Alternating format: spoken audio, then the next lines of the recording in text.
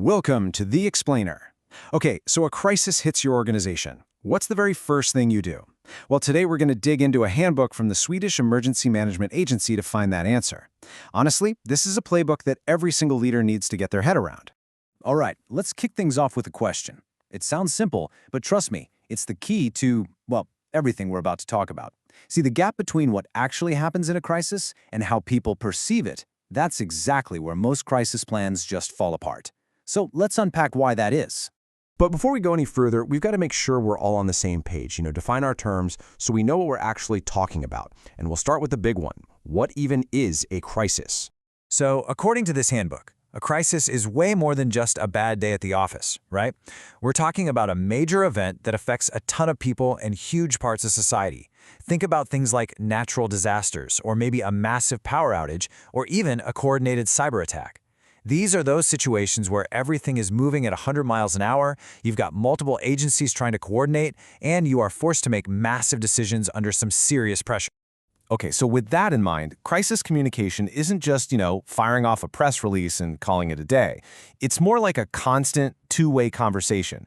You've got information flowing from the authorities out to the public, but just as importantly, it's flowing back from the public to the authorities.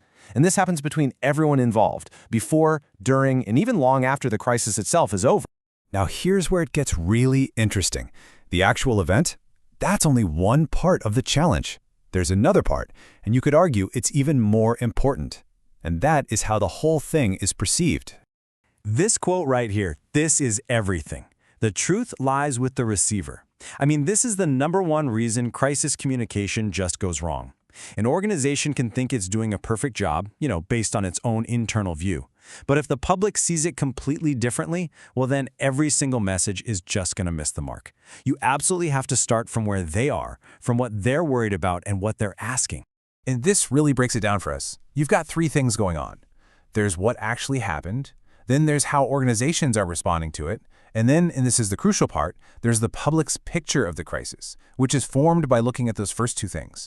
So who's the main architect of that public picture? You guessed it, the media. Think about it, reporters are almost always the first ones on the scene, and the story they start telling in those first few hours, that can set the tone for everything. It can stick permanently. That's why having a clear, honest relationship with the media from the very beginning isn't just nice to have, it's not negotiable. Because once a bad narrative gets out there, man, it's nearly impossible to reel it back in. Okay, so if the name of the game is managing the perception of the crisis, then how in the world do you earn the trust you need to actually do that? Well, it really all comes down to one simple word: credibility. But that begs the question, right?